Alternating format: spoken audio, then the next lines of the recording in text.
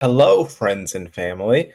I don't know when this is coming out in relation to Thanksgiving, but pretty close to it, I'm pretty sure. So happy Thanksgiving to everyone watching. Today, you can be thankful that we're giving you our updated 2025 Oscar predictions in the acting categories for November. We haven't done this in a minute, too. I think last time we did this was about a month or plus ago. So some things have changed. Some things for me have stayed similar. So maybe that's just proof that I'm very good at this. Who knows? Anybody can say that they're very good at this season, because this season is all over the place. I think it's really interesting because among these four categories, we have a mix of overflowing with potential contenders, and I think we'll get to one of them. This might be the hardest category since we've been doing this show, as far as what are the five. We can't even fill five. Starting off with everyone's favorite acting category every year, and it's no different this year. Best Actress. I'm just going to start off by saying I don't actually completely think Mikey Madison is going to win,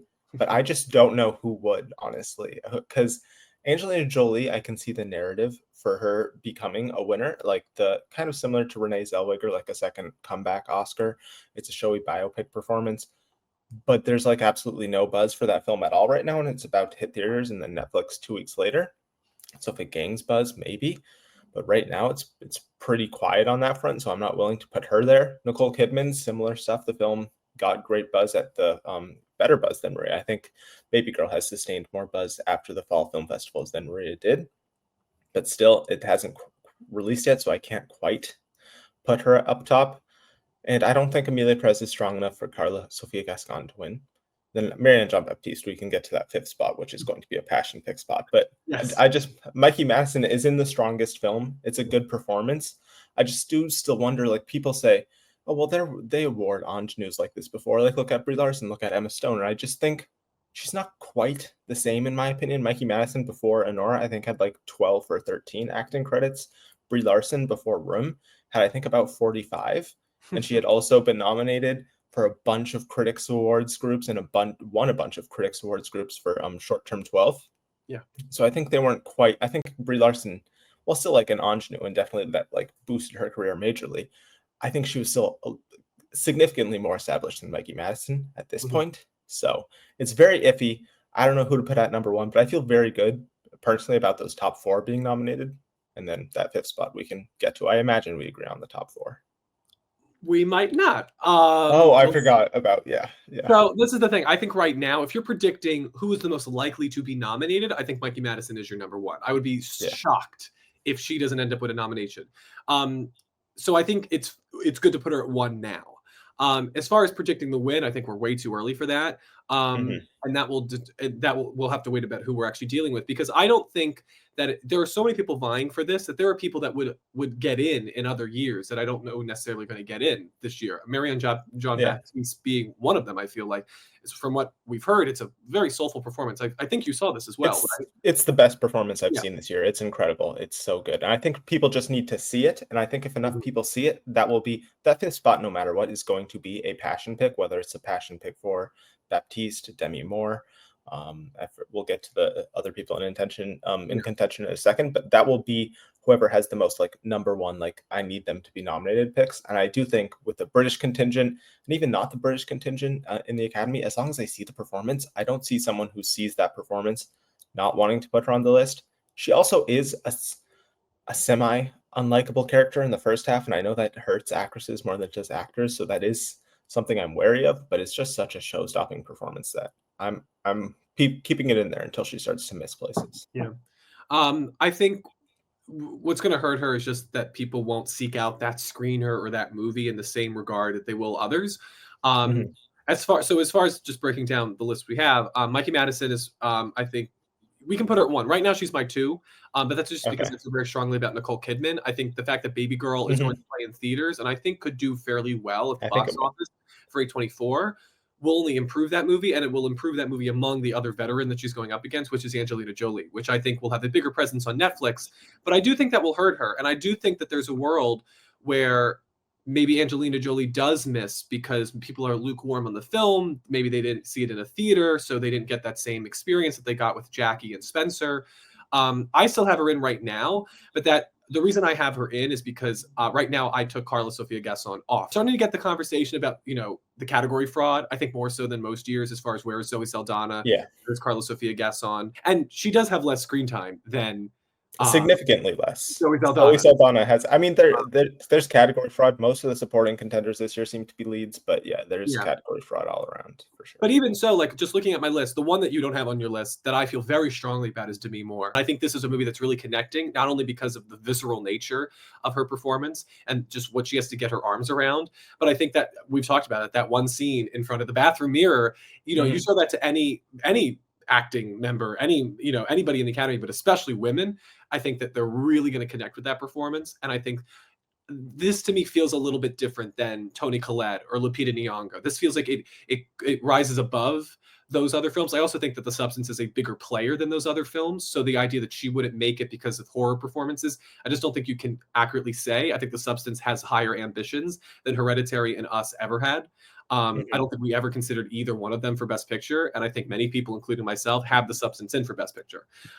So I feel very strongly about Demi Moore. I also think that it's kind of like a Renee Zellweger. It's a return to form for this actor, Demi Moore, coming out and really supporting the film, the conversations this movie is having. It did very well at the box office. I feel very strongly about her. Honestly, I think the nomination is the hurdle for her. I could honestly see her getting the win if the Academy does like really embrace the film overall and it's like in Best Picture because she's got the best narrative out of I think anyone here. But there's still too many drawbacks for me right now, like with the studio movie, the craziness of the film, like all the genre horror body horror aspects of it that just have me wary right now. And then for me, my fifth spot, we talked about it last week. I have come down off the wicked high, but I still think that the movie is She's going not to do winning. well. And I think our conversation last week, the reason why I was a little bit more optimistic was about it is because I think clearly you're Less on the optimistic. lower end side, and I do think that if the movie continues to perform, I do find it a little difficult to imagine a world where Cynthia Erivo doesn't get nominated. It seems a little, preposterous to me. People will bring up Fantasia Barrino last year in The Color Purple, but that was different. This was not as big a player. That got one nomination for Danielle Brooks. Wicked is going to be a Best Picture nominee. It's going to win probably at least 2 Oscars in the technical categories. And she is the high that you feel coming out of that movie is all because of Cynthia Erivo. So if they just clip Defying Gravity, I think she's going to be fine. She's a previous Oscar nominee for her acting, Emmy, Grammy, Tony winner. I think that she's able to build the momentum and ride the momentum of Wicked to get her this nomination. I think in a lot of categories, if it's coming down between Wicked and Emilia Perez, I'm leaning a little bit more towards Wicked for the nomination. Okay. So that's where I stand now. I think we're different in the musical regards. I do still think Emilia Perez is going to be the stronger film. I think that is just the kind of film that appeals to the Academy more, whereas I think Wicked will be seen as it'll get in there. I still compare it to more of like a Barbie style film where it'll do well, but it won't be taken completely seriously because its connection to the IP and the franchise and it being seen as a big blockbuster film that I think just kind of like Barbie Cynthia might miss like Margot. With Margot Robbie with Barbie, like I think there was a lot of people saying she's playing Barbie. I don't think anybody's going to be as reductive in their conversation about Cynthia Erivo that they were with Margot Robbie, where they were saying, "Oh, she's just playing stereotypical Barbie. Why is that worth an Oscar?" I don't see that conversation happening with Cynthia. I think she has a little bit more gravitas that will help her in fighting for her claim in this Oscar race. And it's definitely, I think, a more showy performance than Margot Robbie's was for sure. And yeah, I think I think in regards to quickly on the Jolie Kidman thing, which of these actors, both great actresses, but I think which one is more likely to have a second Oscar at this point? I think Nicole Kidman exactly vies for having a second Oscar much more than Angelina Jolie. And it's one of her best performances, in my opinion. She's incredible. You've seen the film. I'm still, in the dark with it, I'm sure. Yeah, she's great. And I don't think it's going to be as off-putting. It's more of a drama, in my opinion, than it is an erotic thriller. It's not like Poor Things is much more sexual than this. And that won Best Actress last year. To honorable mentions, as you can see, Demi Moore is very close to getting in for me. You have her in there. I'm still at the point where I need to see her hit like industry precursors right now. I think, in my opinion, out of any of these top 11, we'll get to number 11 in a second. Out of these top 11, I think she has the best narrative out of any of them, honestly, in terms of a nomination and a win. I think she's campaigning. She's out there a ton, and that will help. for sure. She's got the connections. The film only seems to be continuing to rise award-wise, and I think she seems to be like the part of the film people want to award the most. But it's still a crazy genre film. It's still distributed by Mubi, and I will say I love the film. I love the performance, but I still don't think that it's nearly as showy as people make it sound. Like when I saw the film late and people were like hyping like Demi Moore could be a contender for Best Actress. And I was like, oh wow, it's just going to be another one of those great iconic horror performances. And it is a great horror performance, but I don't think it's anywhere near the level of like showiness of even Toni Collette and Hereditary, Lupita Nyong'o for us, which are the two main ones. I mean, we're forgetting that she's under a lot of makeup, and that part is very being showy. under makeup doesn't. Yeah, but that alone isn't showy. Yeah, but I mean, if you're comparing Toni Collette yelling and screaming, banging her head against the wall, I'll give you, I don't want to spoil the substance, but Demi Moore and what she's wearing at the end of the movie. Toni Collette didn't share half of her film with another version of herself, though, and I think that hurts as well. Yeah, but also I will grant you, yes, you may feel that she splits the character, but I mean, who else is in the movie? You feel her presence, you feel her ghost over the Margaret Qualley scene. So, I mean, we can start. I'm interested to see if Qualley starts to rise because we've seen a little bit of rumors. I'm not ready to go there yet, but supporting actress is wide enough, and if movies like Nickel Boys fall, I could see a world where maybe Qualley can ride this sort of wave. I'm pretty sure screen time data wise that Demi Moore has 1 or 2 minutes. I saw that on Twitter a few days ago, so it's close, but I don't know. I'm willing to do it. I definitely see the narrative and all that stuff. I'm not biting personally until I see her get in at SAG or BAFTA. Honestly, she would need to get one of those two, and I think SAG would be the one that she would get of those two. She'll obviously get the Golden Globe. I think there's a world where she could honestly win the Golden Globe at that point. Then I would definitely put her in there.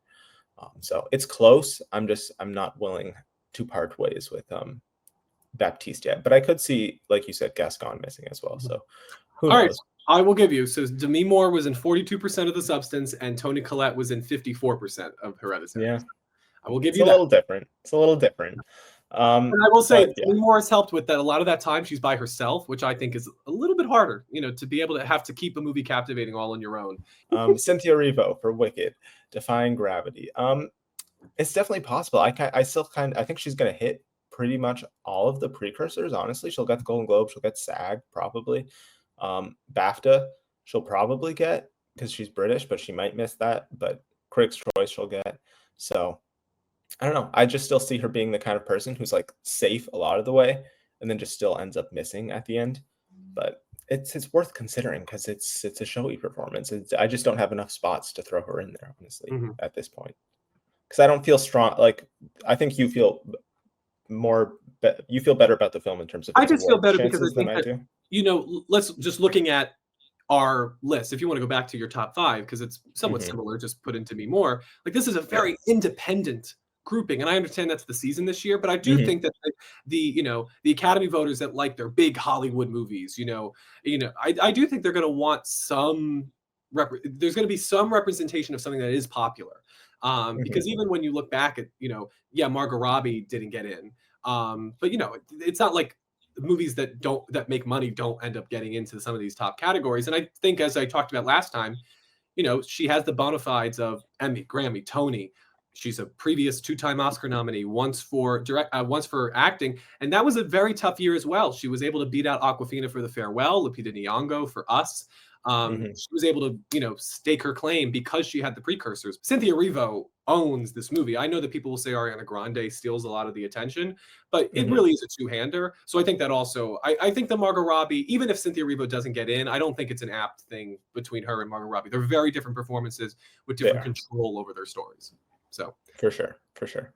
It's just the closest comparison I could come up with, but it doesn't really make sense. So it's just a competitive year. And I think that last spot is really just going to come down to who has the most passion, who gets the most number 1 votes. And right now, I don't think that will be Erivo. I think that there are other people who, even if they're in smaller, lesser seen films, they will be much bigger passion picks. And then everyone else, Fernanda Torres, I think continues to gain some buzz out there for I'm Still Here. Lots of people saying it's one of the best actress performances of the year. It's distributed by Sony Pictures Classics, who is very good at getting actors nominated. And I think that film has room to sneak up and surprise. So I think in a different year, honestly, I think she would be like a nice surprise on Oscar morning, but I feel like there are too many other potential surprises here for her to get in there this year. So we'll see. I'm excited to see the performance. I hear great things about it. So yes, I think it's just really competitive. I think a lot of these movies are going to suffer because they just don't have the platform that they did. I also think that we're entering an exciting time. You couldn't really say this, I feel like, too often in the past, where a lot of the Best Picture contenders are female led. Yeah, for sure. I feel like actress the last couple of years has been more competitive than actor, whereas like we're trying to find that fifth spot in actor. Yeah, and here we're like, oh my god, there's like way too many people to choose from. I mean, listen. I think the day will come when the Academy maybe does put everybody together. Best actor, best actress into just one category, and they have 10 nominees. Mix them all up, and I think the men should be worried because I mean, they should. I love Oppenheimer last year. I think Emma Stone would have given Cillian Murphy a run for his money. Yeah. So then the other ones, Saoirse Ronan and Amy Adams, I just feel like neither of those films are strong enough at this point to overcome anyone above them. Saoirse Ronan is out there. She's campaigning for sure. I just see her missing, honestly, for both of the films. Even the performance is good. The film is not strong enough and not good enough for her to break through. And Amy Adams for Night Bitch. But I just feel like that film is not, it's going to be too divisive and not work well enough for a lot of people for her to get in there. So for those two, and then last spot, Kate Winslet Lee, a new addition here, because I think we just need to keep an eye on this is all I'm saying, because I don't know if anyone has noticed that in the last few days she's really campaigning for this film. She's talked about it before, like she's like put a lot of work into producing and like getting this film made. And she got Leonardo DiCaprio to host a screening for her. Like she's getting people to like post about the film, similar to what's her name, Frances Fisher did for Andrew Riseborough or to Leslie. Kate Winslet, because Kate Winslet was the one that called Andrew Riseborough and to Leslie the greatest female performance on screen of all time. So if she can bring some of that own energy to herself, she's trying to. For sure. She got The Rock to post about it too. I don't even know how they know each other, but I mean, already she has. They were on the same Graham Norton episode, I think, and that's where I think she was there promoting Lee. Lee. I think she is helped because the movie, like, she's playing such an important historical like figure. Like it is like a person that she can talk about with import and value. But I don't. This might, I don't think this is the year to do it. But I mean, she's Kate Winslet too. You can't deny. She's one of the greats, so we'll see what happens. The easiest. We can agree here. The top four extremely easy. I think Adrian Brody, I still have him winning. Timothy Chalamet is getting good reviews for A Complete Unknown. That ranking is wrong. I would have Timothy above Ray Fiennes here, but I'm just not completely. I don't think that film. The reviews were a little iffy. It seems like it's a good movie, but it's not like great. It's still a biopic performance, but even in the reviews, people are like, he's giving a more subdued, like mysterious kind of performance, which makes sense for Bob Dylan.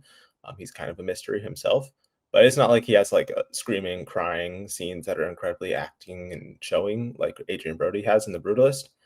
And same with Ray Fiennes for Conclave. It's a great performance and a strong film, but it's not acting like extremely showy stuff. No. So I feel like Adrian Brody's out front still for me. Yeah, I mean, Adrian Brody, it's probably the showiest performance, but I also think it's just because it's the most dramatic of these three. It's not like he's like yelling to the back row or something. It's still very, restrained, very, very, very considered performance, I think is the word I would want to use.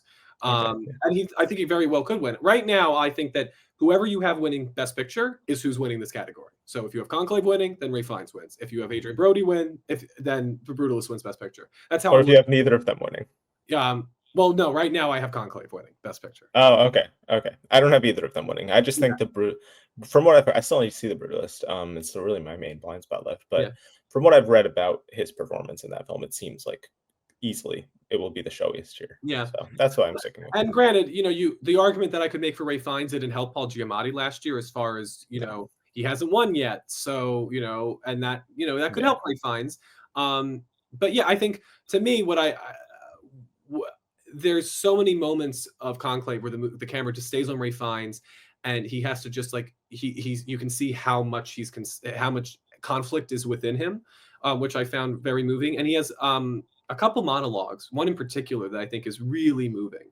And so it's really tough between the two of them. I have to wait to see how The Brutalist opens. And then Timothy Chalamet, I think if Dune Part 2 supports him, I've heard great things, and they might feel like it's time to catch up with Timothy. As much as Ray Fiennes is still here, I do think Timothy Chalamet is, the next great movie star, and I could see them wanting to give it to Timothy Chalamet, not only because he's done great work, even though only having been nominated once before for Call Me by Your Name. Yeah, that's crazy. This will only be his second. Yeah. Wow. But I think that there is a feeling of like wanting to anoint him as like the next generation. Like, this is important for the industry that we show that movie stars can still exist, and Timothy Chalamet is one of them. I could see that be endearing a lot of people. I mean, he's so lovable for so many people. He's very likable. Yeah, he's very likable for sure. And there's a little extra weight on that, because I think if it's down to those two, he will be dethroning Adrian Brody as the youngest Best Actor winner. So there's a little extra weight to that race. But yeah, I think it's those three are in contention for the win.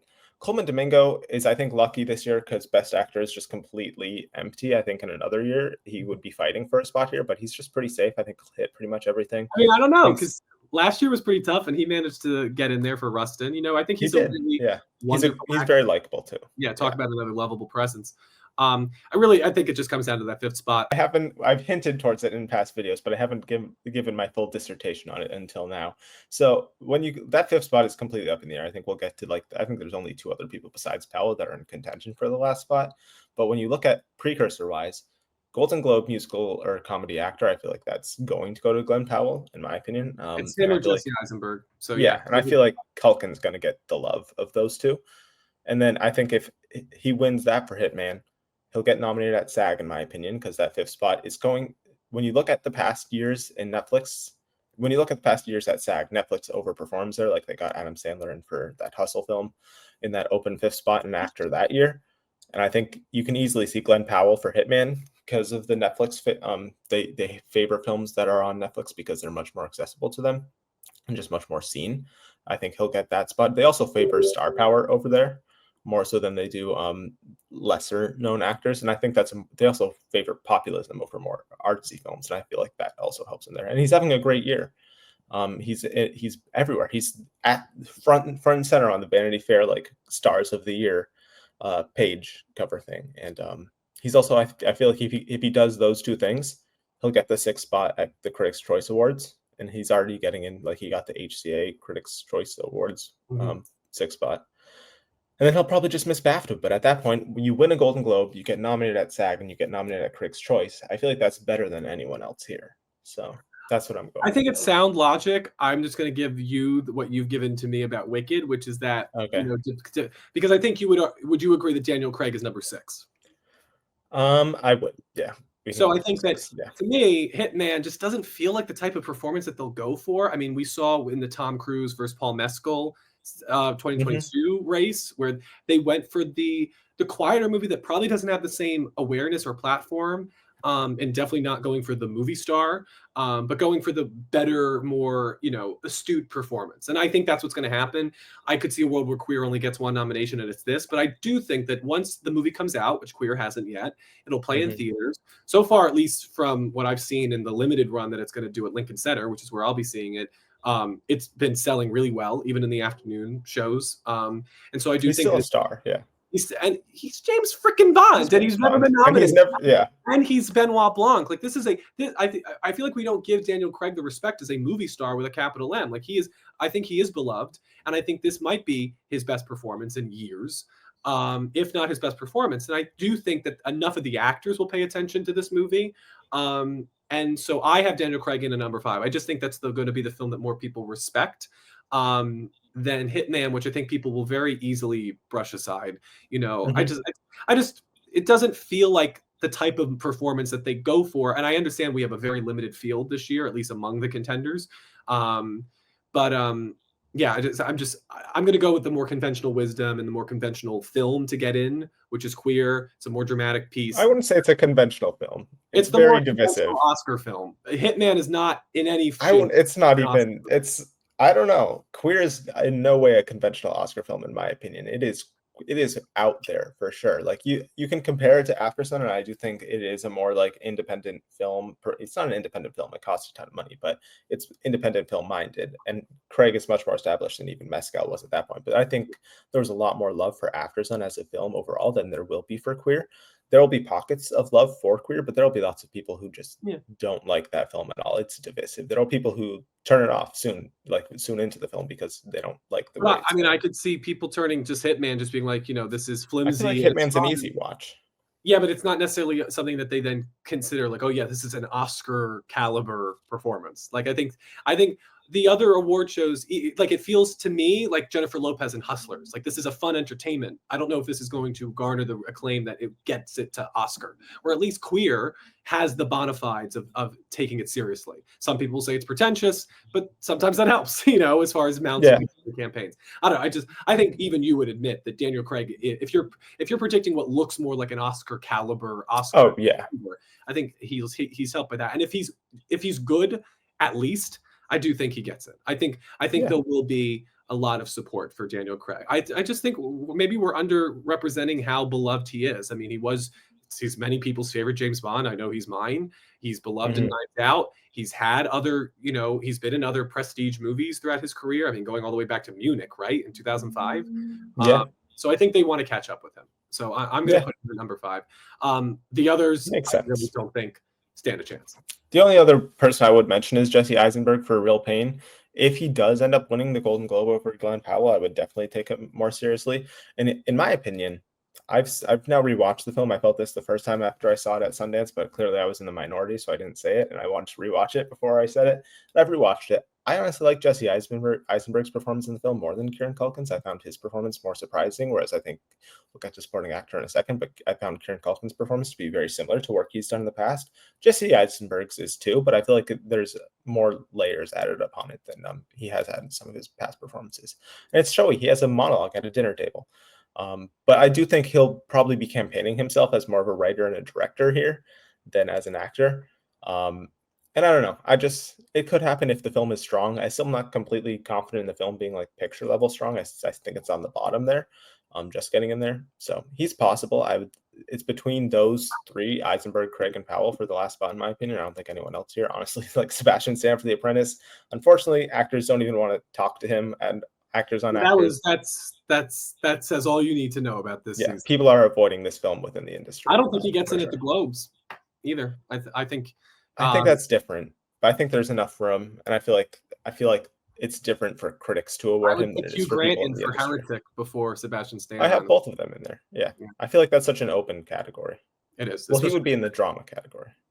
Well, no. Oh, then maybe I have him. Maybe the one is they have him in for as a different man. I don't know. Yeah, he's in comedy for. I don't think Sebastian Stan, either one of his films are going to push him into the conversation. For the Oscars now. Should we talk about something very exciting? Let's do it. Best Supporting Actress. Zoe Saldana is still winning, in my opinion, and I'm a little delusional at who I have at number 2. Anjanou Ellis-Taylor. I still feel like Nicole Boyce is a top tier contender, and I feel like it's a true supporting performance here, unlike a lot of the other ones here. And I feel like it's a showy performance. Two of these performances are leads. Two of them are leads. That's fair. One of them's Isabella Rossellini is definitely supporting. She's definitely supporting, but yeah. I feel like Anjanou Ellis-Taylor, this is my bias showing in a little here for sure, but it's a showy performance. She kind of, like you mentioned with I think Demi Moore, even though when she pops up, most of her scenes in the film, there's some people who see the film and they're like, I don't understand how people think she'll get nominated, and I just don't understand that sentiment. She's in like 4 or 5 scenes. They're long scenes. Pretty much all of them are direct monologues to the camera. They're dramatic. They're emotional. And she just has this warm presence about her. Like there's 2 scenes with her hugging a character that just like make you, at least me personally, like break down. And she just has this warm presence that you need to feel throughout the entire film when she's not on screen for you to get through the film. And I think she's very much there. So, but we can talk about the Ariana Grande for Would Wicked. it surprise you to say that we have the same 5? We do? We do. Oh, nice. 5. Nice. Not different order. I think I understand you're rooting for Anjanou Ellis. And listen, nothing would make me happier than Anjanou Ellis-Taylor as an Academy Award-winning actress. I think she's phenomenal. I look very much forward to seeing Nickel Boys. Right now, because I haven't seen that film, I do think the race is down to Ariana Grande and Zoe Saldana. I agree. Yeah. The one question I have is that, we've talked about like Zoe Saldana. What will help her is the the legacy that she's been in all these. She's had such a historic career for the last 25 years. She's one of the highest grossing actors of all time. And this is the chance to award this major movie star presence in the industry. The question I just have is how many. It reminds me a little bit of Michael Keaton, where of course we love Michael Keaton, but it's not like Beetlejuice and Batman are the sort of movies that the Academy feels like are worthy of honoring the legacy of. And I think that's what hurt it. That we had an affinity for him because of that, but the Academy didn't, and they only seem to like them so much because they're just getting around to acknowledging their presence within the Academy. This isn't like they were nominated at the beginning of the career and then they came back. I do wonder about that because I do think that is the greatest strength that Zoe Saldana has against Ariana Grande, another musical performance, and definitely one that is going to be more seen. And I do think is getting more, just right now, is getting a lot more attention. Now, granted, she's in the biggest movie right now, and Amelia Perez did play on the festival circuit, so that conversation started before it debuted on Netflix last week. But I just feel like the more people talk about Ariana Grande, the more people I think are being really surprised by her. And we talk about this a lot, that the surprise of a performance goes a long way into it winning an Oscar. People being caught off guard. I think, say what you will, I think people were caught off guard by Jamie Lee Curtis in Everything Everywhere All at Once. And I think that, coupled with the long history, is what really sent her all the way. All you had to see was hot dog fingers, like, oh my God. And so I think Ariana Grande really is impressing people. She's showing, and I think that sort of narrative of the pop star benefits her in supporting. I don't think Lady Gaga syndrome is going to happen to her because she's in supporting actress, not lead actress. No. So it's really close between the two of them. We're still in the Wicked high, so it's hard for me to see if Grande will then be taken seriously beyond this weekend. But right now, I think just I have a question. If you have Saldana's number one, I'll take Grande because I honestly think it's going to be one of those two. I think it's too close to call right now. I really do believe it's very close. I agree with that. Which film of Perez and Wicked do you have getting more nominations overall? I would have to count. I think they're close. I feel like Amelia Perez is going. I feel like this will come down to what is the stronger film, and I feel like Amelia Perez is going to end up being the stronger film. I'm not so sure about. I think, to me, because I have Wicked in sound and visual effects, I think it probably ends up a little bit more than Amelia Perez, but they're very close. And I think these two ladies are very close. So right now, I'm just going to go with the performance that I think more people are going to be excited about. And I think for me, that is Ariana Grande, but it's very, very close. And I think in a week, I could go back to Zoe Saldana. So that's how I feel. And then, I think Felicity Jones definitely in there. She's exceptional in The Brutalist. Maybe. Felicity Jones, I do think she's in there, but I think there's also a world. Her performance is a little divisive. And she is only in the second half from what I've heard. So I think there's a world where if some other people come up stronger, she could miss. Ross Linney, I just want to take a little victory lap here because lots of people were doubting her for the entire season because they're like, oh, it's too small of a role. She's like a cameo. Similar to what they're saying about Taylor too. And I was just like, no, I feel like that's a performance. Even if it's a small role, she has that one moment that is like a standout, like monologue, big moment that I was like, okay, I think this can happen. And like you said, she's the only veteran here. And we made that mistake last year in Best Actress where it's like it was a very young category. And I think people denied and ended up betting a little too quickly when she was really the only veteran presence there. And she's never been nominated. She's like a film legend. So I feel, and she's campaigning too. She's the only Conclave cast member who is out there campaigning right now because Fiennes and Tucci are shooting stuff right now. So Fiennes is another movie in a month. So I feel like she's in there for sure. And in terms of Saldana and Grande, I think it will be really close, but I think it will come down to which one they want to give the Oscar. Like, I feel like Grande is more of like a welcome to the club thing. I'm not sure they're going to give her an Oscar the first time around because I do think there will still be some people like, well, she's a pop star. Like Zoe Saldana's been in the industry much longer. Saldana is also a welcome to the club thing. She's never been nominated, and I really don't think she's ever been in the industry. Yes, but she's been in a part of the industry that it's not like her being an Avatar in Guardians of the Galaxy and Star Trek doesn't, get her immediately to the front of the pack. It's not even Kirsten Dunst who's been doing. It puts her ahead of Grande. I understand that, but as far as if the main thing against Grande is that she's new to the party, Saldana is new to the Oscar party, and that's the only thing I will warrant you as far as these two. Yeah, but I feel like when you look at Saldana's worked in a ton of movies, and she's worked. When it comes to the win, it's not just going to be actors voting on this. It's going to be everyone, and she's worked with, I'm sure, plenty of people. She's been in a bunch of huge blockbusters below the line. I feel like she's just more established in this industry, and people say it's more her time and chance to get an Oscar than Grande at this point. And Grande will be back again next year, probably. I think. But I mean, I could have given you the same argument about Emily Blunt last year. What's the difference? And Emily Blunt was in a Best Picture contender. Yeah, Emily Blunt was like a tiny role. She wasn't the lead. I will give you that. But I look at Divine Joy Randolph. She was newer onto the scene, but she was in a performance that everybody loved. And I think the thing about Wicked is that even if you're mixed on the movie, you love her. And you don't deny that she's great, which benefits. I'm not sure if people don't like Emilia Perez, I'm not sure that they're as high on Zoe Saldana as the people who don't like Wicked are high on Ariana Grande. Does that make sense? Maybe. I feel like it's similar. I feel like even people who don't like Emilia Perez, the one thing they still say is, I will give you Saldana. It was good in it. I feel like that's the only performance that has gone without any negative mentions. And Grande, people who don't like Wicked have still mentioned both of those performances as good performances. But I still think it's not like Randolph or Blunt were up against a pop star. I feel like there is still going to be a pop star factor there that is it's hard to overcome. So we'll see. Yes, and I grant you, even like Cher, she didn't win on her first tryout. So that will be what she has to combat. But I think that she kind of already has fought against. And I don't think people are going to hold against her that she's the pop star. I just don't. I think, especially because we can go to your next slide. Selena Gomez is in contention. It just doesn't seem like, and then we have a lot of singers and theater actors. I don't see that hurting her enough that she's out of the win conversation. I feel very bad about Danielle Deadwyler, but unfortunately, she keeps being in movies where she's the only contender, and I don't know if she has the support. I think she very well could fill the Ingenue Ellis Taylor spot if, especially you, are not. We're not as high on Nickel Boys as you think they are. I've been kind of like, okay, I can see it, and Jack is so high on it. I'll trust my co-host. Yes. Okay. But so hopefully it works out. To get in. And Margaret Qualley, we talked about. I think she would be a little bit higher, definitely higher than Saoirse Ronan, given that I've just had to accept that nobody liked Blitz. I don't understand. No one liked Blitz. It's pretty much dead. It didn't get a single nomination at the HCA Awards. The critics aren't going to save it, so I feel like it's pretty much DOA at this point.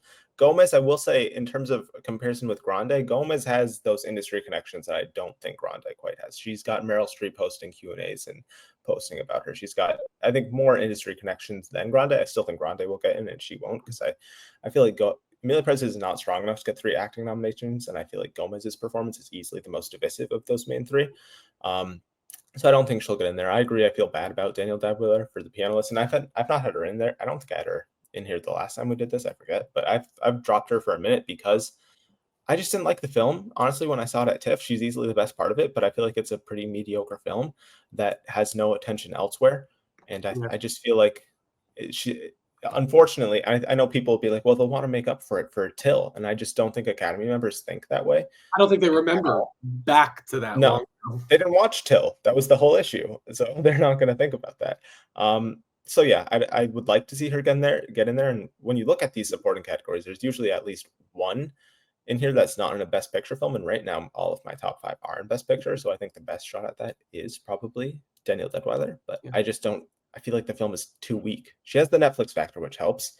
She'll get SAG, she'll get Golden Globes, but I feel like in the end she'll end up missing again, unfortunately. She's campaigning too. She didn't really campaign for Till. She is campaigning this year. And then I've heard great things about Monica Barbaro. And A Complete Unknown. She could be a spoiler again, take that Ingenue Ellis Taylor spot. So we just have to wait and see, because that movie I think will box office to help it. I think she'll definitely needs box office for sure. I think she's going to split votes with Elle Fanning, which is my issue. When I look at those reactions, there are some people saying Elle Fanning is their favorite, and there are some people saying her. But that didn't help. Purple, because the Color Purple happened, and everybody was like, they thought that Taraji would get it, or like there was a split as far as who was the main contender, but that didn't hurt Daniel Brooks. Eventually, when they decide they're going to have to make a decision before the Oscars, and I do think that decision will be made for Monica. And so once that decision is made, then I think she could rise in the ranks. From what I hear, it's more. I get the sense it's going to be more focused on her. Should we talk about the craziest acting category in years? As far it's interesting you think this is the craziest. And I put in it. I will agree. I have the same 5 here that I had last time, which is Culkin, Macklin, Pierce, Washington, Norton. Right. I have the same 5. Okay, good. Good. So it's not extremely. I think the crazy part is I have no clue who's going to win, honestly, because Kieran I Culkin, it makes sense, but like in my opinion, that's just another Roman Roy performance, and I don't think think Guy so. Pearce. I think Guy Pearce is going to win. I think it's going to be He a makes the similar to most Sam sense. Rockwell. He's a character actor who's been around forever. Talk about like he's the type of person who's been around forever that I do think people have paid attention to. Because I just think character actors get a little bit more respect because they're like journeymen compared to Mhm. like big movie stars because like they've gotten their success, where this is the Yeah. time to honor somebody like Guy Pearce who's been like this invisible, he did everything from a Marvel movie to an Adam Sandler comedies to dramatic work, indie work, and he is great in The Brutalist, and he has to go to such extremes. He comes in and you're laughing at the character, and then later stuff happens and you're just reviled, and so he Mhm. plays full emotions, and so I think he wins hands down. I have a Honestly, question for you about his performance. I've seen some people say that they compare him to a certain figure right now where he's like an American, like selfish person who kind of like takes and uses this foreigner for all of his work and then kind of like throws him away. That they compare him to some certain modern figures. And I'm not sure they might want. They don't care about I don't, unlikable I don't figures with think that actors. that would not. I don't think that has anything to do with his performance. I Okay, think people will just separate checking. it. If anything, he will represent the current era we're in, and that character could represent something. But I just think that I just think when I look at this, he's the only one that I really think I take seriously as a winner. No, I I saw agree. Gladiator 2 last night, and I loved Mr. Washington, but in no It's world would have think that would be an Oscar caliber performance. And He's just Kieran, being Denzel Washington. I think Macklin, I could see a narrative with that. I just need Sing Sing to be stronger at this point, yeah, which it's not, so I can't put him at number one. Washington, I agree, he's great in it, but it's kind of just giving a Denzel Washington performance. He's great, but it's not a winning thing. Norton, he got enough notices for me to be like, I think he's in there for a nomination, but not for a win. It's not like he's like getting crazy yeah. mentions that he's like a standout. And Culkin, I don't know. It doesn't I make just sense don't to me, but feel it. none of these make sense to me. I saw the movie. He's playing a manic pixie dream boy, at least for me. Like he's Yeah, neurotic, and he's every like if you he's a had to little unlikable. like describe a Kieran Culkin type, he's that to the extreme. I don't Mhm. find this to be a real surprising performance. And I just don't, and I just think in the end, The Brutalist is going to be a Best Picture contender, potentially a winner. Yeah. Not going to be a real pain. I don't have it in my 10. So I would find it would just be really surprising if he was able to like just trounce every single other contender, but it could happen. Yeah, I just I think agree. I'd I have Guy Pearce winning I think Guy actually. Pearce makes the most sense. I think he's in the most dramatic film of these five. He has a range of emotions. He has great clips, and he's a great actor. So I think he's right now. I talked myself into believing that is the surest thing. Yeah. I probably. Yeah, I actually feel more confident in Guy Pearce than any of my other contenders in the other acting categories. Honestly. Yeah, I don't feel confident about any of I feel pretty good about Brody, but and Saldana at this point. But here with Pierce, I agree. I would switch it actually. I would put Pierce at number one. I lots of people are putting Culkin at number one, and I can see it. He's campaigning and he's well liked, but I don't know. There's something about that performance where I'm just like, No, that's not anything. I haven't seen The Brutalist. I don't know if Guy Pearce's performance is like surprising in a way that I didn't find I Culkin's found it very performance. surprising. I did. I feel like by the time I watch it again, I'll like it a lot more than I did the first time. Maybe need to like Okay. just warm on you because it asks a lot of you on the first watch. But yeah, I think the more I see it, it's like yeah, of course he's the one that's gonna win. Yeah. Yeah. It Because if makes sense. Brody doesn't win, then this is where the Brutalist wins an acting award.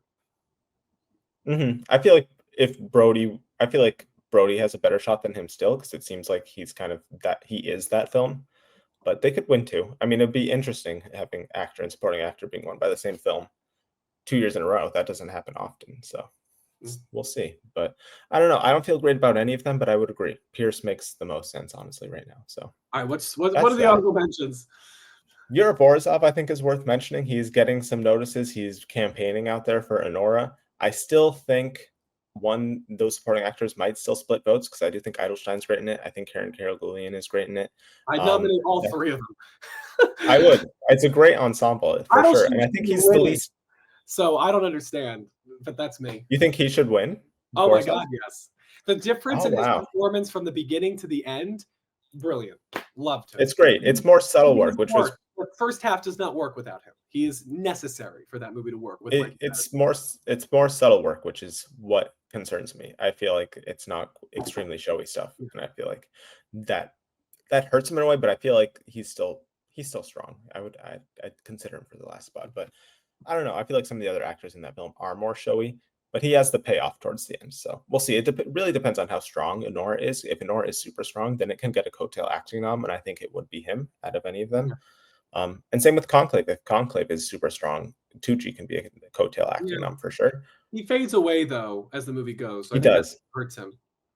You know, he does for sure. He does. You don't remember his character as much as a lot of the other ones. Actually, he's one of the more.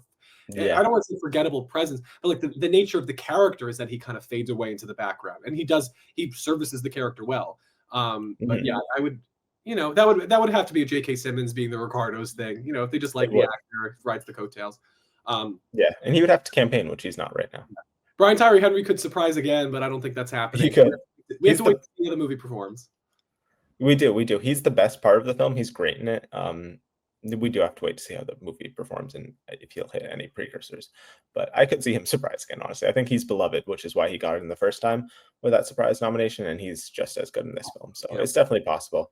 And then Josh O'Connor, if Challengers has a comeback, I feel like he's the best shot at them getting an acting nomination. It's a showy performance. And he's campaigning. He's definitely, out of the three of them, campaigning the most. And I love him, but he's my least favorite performance of those three. So it's crazy. Really? Wow. Oh, yeah. To me, the best scene in that movie is when Mike Faith tells Zendaya that I think this is over in the hotel room, and they have to deal with the fact, like, what are we if you're not an athlete? To me, I thought that was brilliant. But again, I think Challengers will be lucky if it gets into screenplay and editing and sound and score. I think the acting is a whole other ballpark, despite what I wish. Yeah. So we've done it. Any final thoughts on anything we've covered here? I think we said it all. If we haven't said it all about 4 categories in 1 hour, then what good are we? Who knows? Yes, I think this is going to be maybe the most fun one to watch. Grande versus Saldaña. I'm sticking with Saldaña, but you've got Grande. So we shall see.